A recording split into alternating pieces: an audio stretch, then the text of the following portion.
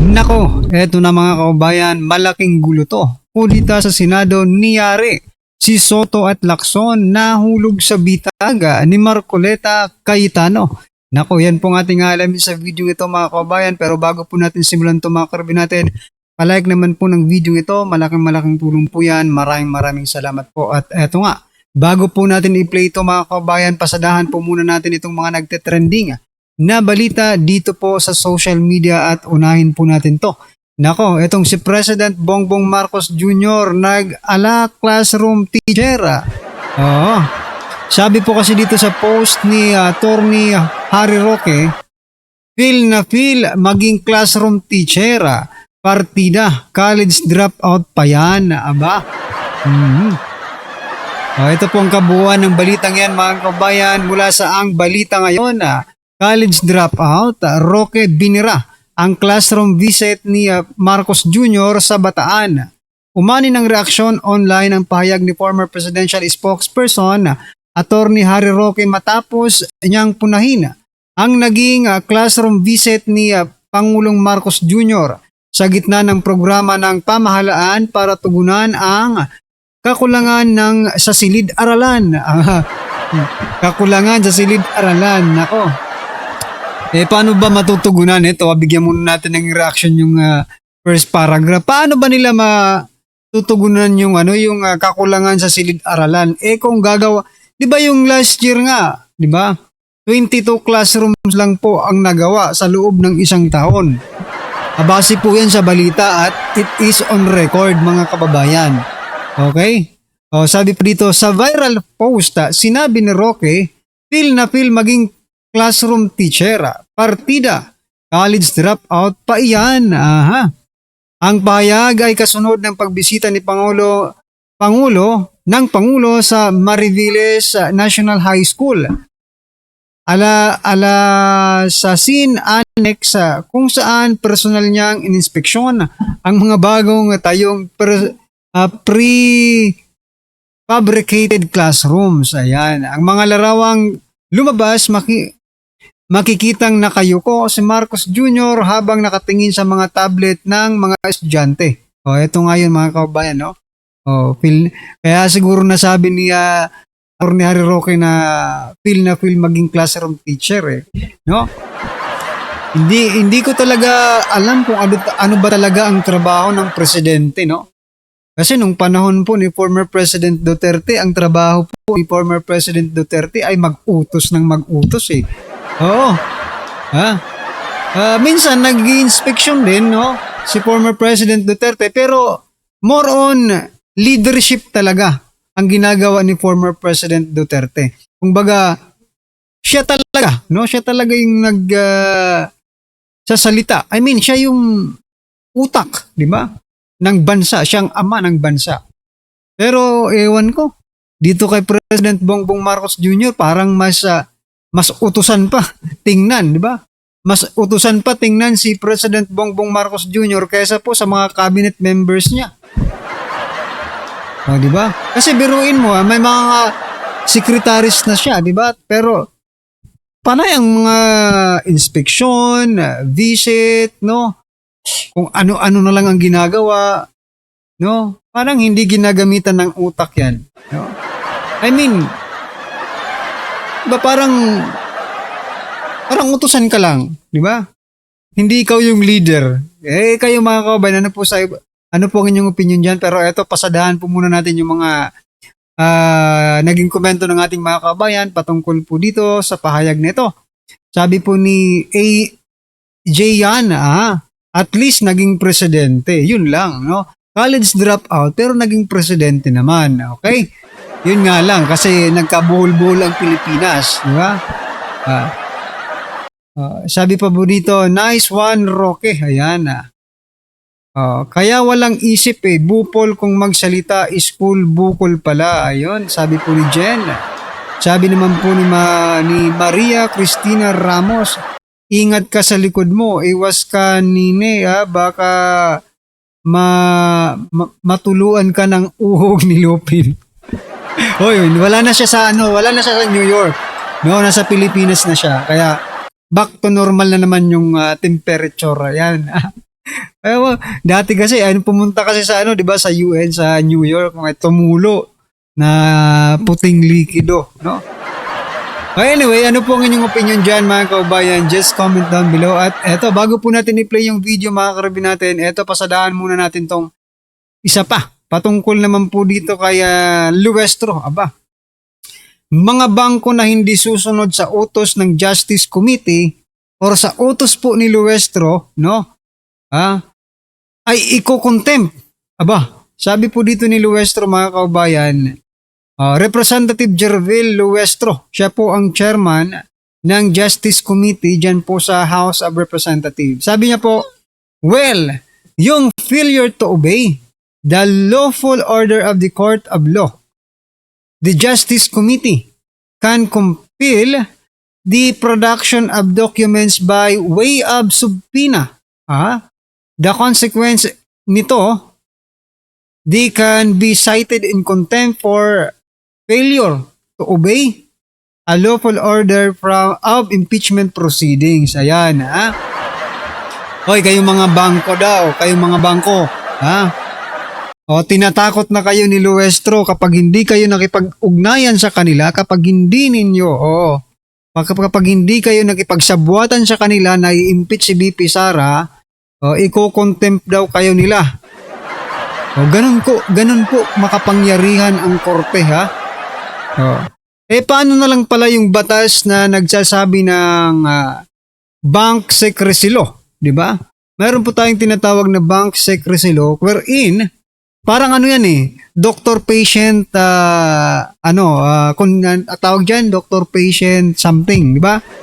Hindi mo agad-agad malalaman without any waiver, no? So, kailangan yan magkaroon ng waiver mga kaubayan. With syempre the permission of the Vice President Sara Duterte. Pero kung ganito pong tinatakot ni Luestro itong mga bangko, no? Ganun ba talaga kamakapangyarihan itong si Luestro mga kaubayan, no? Grabe ka makakontempt. Yung asawa mo nga tinago mo 'di ba? Na may kaso. Oo, tinago ni Luestro. Dapat talaga dito mga kay Luestro mga kaubayan ay mag-inhibit na siya din sa pagiging chairman ng Justice Committee. Kasi mukhang gumaganti, no? Nagkakaroon po ng personal attack, personal interest, no? Personal interest itong si Luestro kay BP Sara kasi may utang pala ito na 8 million sa asawa ni BP Sara doon po sa pag-aabogado ng asawa ni BP doon sa kanyang asawa na di umano ay ng abuso mga kaubayan. Talagang abusado pala ito sila mga karabinat. Pero ito pong naging komento ng ating mga kaubayan. Sabi po dito, what?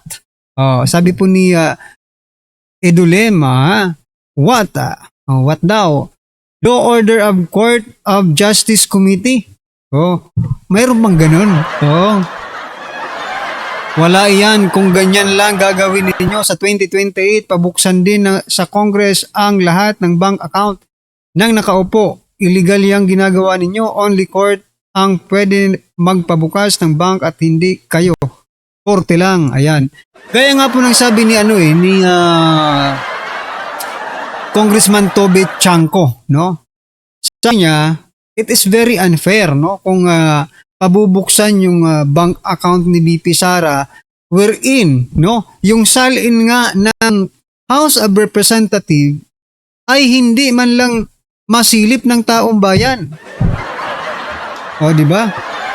Ito kasing si Luestro, parang nagmamalinis sila Nagmamalinis ang House of Representatives, no? Yung hindi nagpakita ng mga salin, okay? Nagmamalinis sila dito kay BP Sara para sinisiraan nila si BP Sara dito po sa mga bank account na ito para mukha silang malinis, no? Pero sa totoo pala, sila pala itong dapat magpakita ng ng mga bank account nila. Bakit? Kasi yung 18 Marines, di ba? Sinasabing sila ay mga nadelibera ng mali-malitang pera. Saan na yung napunta ngayon mga kababayan? Mukhang sila ang dapat na magpaliwanag, hindi si VP Sara. Diba? Ayan mga kababayan, ano pong inyong opinion dyan? Just comment down below at eto na nga, pasadahan na po natin yung video patungkol po dito sa Senado. Pasok pa. Ito ang balita ngayon. Trending at pinag-uusapan ngayon sa mundo ng social media. Ang di umano'y balitang ang taong sumasagot ng tanong sa isang tanong ay paniguradong nag-iisip ito ng palusot. Ito ang matinding buwelta ng taong bayan sa mundo ng social media. Matapos ang tila pilit na pagtatakip ni Ping Lacson sa totoong nasa likod o mastermind sa flood control scandal sa ikinasang session sa Senado. Senator Ping Lacson nahulog sa bitag matapos sa mga malalaking pasabog ni Senator Rodante Marcoleta sa Senado. Pero bago ang lahat, kung bago ka pa lamang sa aming channel, please huwag kalimutang mag-like, subscribe at i-click ang notification bell para mas maging updated ka pa lalo sa lahat pa ng bagong video na i-upload namin. At eto na nga mga kababayan, nagkaharap at tila nagkasalpukan na rin ang dalawang senador sa ikinasang session sa Senado na talaga nitong nagdaang mga ilang buwan ay talagang mainit ang bangayan sa isa't isa. Itong magaling na senador, Rodante Marcoleta, palaging kinukulout si Ping Lacson dahil sa kanyang kabagalan tungkol sa kontrobersyal na flood control scandal ng gobyernong Ngagba Jr. At tila na paghahalataan ng taong bayan pagko-cover up di umano nito dahil ayon sa ilan, laging delay sa pagdinig ng Senate Blue Ribbon Committee. Pansin rin nila ang tila ginagawa nitong kababalaghan na madalas ay magpapa-press con, magpapa-interview at doon sa media i-discredit at ika-character assassinate yung mga testigong lumantad para raw umano ilantad ang katotohanan patungkol sa flood control scandal ng gobyernong Ngagba ni Marcos Jr. At hindi rin nakaligtas ang magaling na senador na si Rodante Marcoleta dahil tila pilit di umano nitong sinisiraan ang imahe. Lagi daw niyang binibigyan ng malisyosong konteksto na walang ibang hinangad kundi marisolba at mabigyan ng hustisya ang nakawan sa gobyerno sa usaping flood control anomaly. Samantalang itong si Senator Rodante Marcoleta ang palagi niyang pinupunto sa publiko ay yung kabagalan ni Ping Lacson bilang chairman ng Blue Ribbon Committee na siyang alam ng maraming Pilipino na mag-iisang taon ng halos ang lumutang ang issue at lumantad ang tungkol dito sa flood control anomaly. At hanggang ngayon ay wala pa ring napapanagot na malalaking isda. Wala man lang ihaharap at wala man lang napaparusahan sa batas itong si Senator Ping Lacson sa sambayan ng Pilipino para sabihin ito ang mastermind ng kontrobersyal na flood control anomaly na siyang isa sa nagpahirap at naglimas sa kaban ng ating bayan. Halimbawa na lang dito, itong lumantad na mga ex-marine na gustong-gusto at matagal nang inaantay ng maraming Pilipino na maipatawag na matanong, ma-interpolate doon sa Senate Blue Ribbon Committee hearing. Pero ang ginagawa ni Ping Lacson at Soto ay lagi nilang pilit inililihis at paninira ang sinasabi nila sa media. Bakit hindi na lang sana isalang sa Blue Ribbon para doon na magkaalaman? Kaya ngayon, durog na durog itong si Pinky Lacson kay Marcoleta at tila tahasang nahulog ito sa bitag sa ikinasang session ng Senado. Narito't panoorin ang full video kung papaano di nakaligtas si Lacson at banat si Senator Rodante Marcoleta. Rise today on a matter of personal and collective privilege. Mahiya naman kayo. These are the very exact words uttered by the President 8 months ago. Yes, Mr. President. Walang buwan na mula nang tumambad sa sambayan ng Pilipino at sa buong mundo ang malawakang anomalya at korupsyon sa likod ng mga flood control projects. Pagkatapos ng 8 buwan, natukoy na ba kung sino ang mga walang hiya? Since the first Blue Ribbon hearing last August 19, 2025, the public has watched closely, anticipating the outcome of our inquiries and investigations. The demand for transparency and accountability did not subside. It has only grown louder. Despite the increasing public clamor for transparency and accountability, we are stuck in a maze of indecision and complacency, waiting for a report that has long been overdue. Mr. President, as early as December of last year, the minority submitted its observations, findings, and recommendations based on the initial 6 public hearings of the Blue Ribbon Committee and labeled it a minority report, for lack of a better term. Let me be clear. It was not intended to disrespect the committee nor the Senate as a body. Fully aware of the hearings on the flood control anomalies that had not concluded, and in the absence of a committee report, the public has long been waiting. The report was not filed with the bills and index, but coursed through the office of the Senate President, hoping for proper disposition. The minority report was initiated out of our solemn duty to the Filipino people who were eagerly awaiting and demanding for the Senate's decisive action on the nationwide flood control scandal. Our intention was clear from the outset: to uncover the truth, hold people accountable, and propose legislative measures that will finally dismantle the deeply entrenched corruption that characterize our infrastructure projects. Ladies and gentlemen, the people have waited long enough.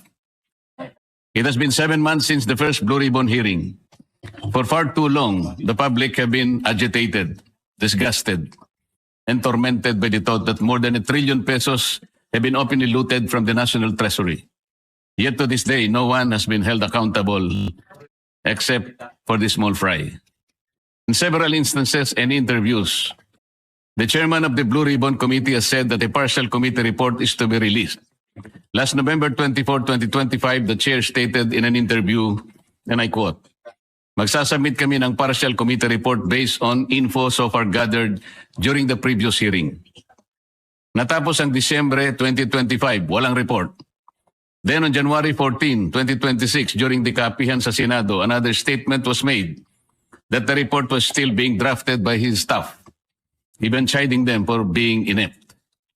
Are we supposed to depend solely on the capacity and perhaps the willingness of our staff to produce a report that the Filipino people have been waiting for? A report that is not merely a formality but a duty we owe to the public we serve.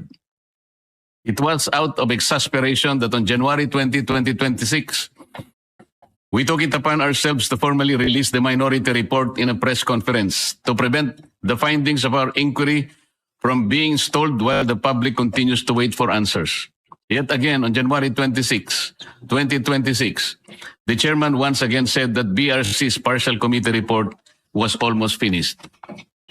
Mr. President, the minority report was not done half-heartedly, nor was it done out of disregard for this institution. It was done because the Filipino people have been waiting for this chamber to tell them what has been found. The submission of a minority report therefore served a simple yet necessary and urgent purpose: to let our people know that something has been done, at least from our...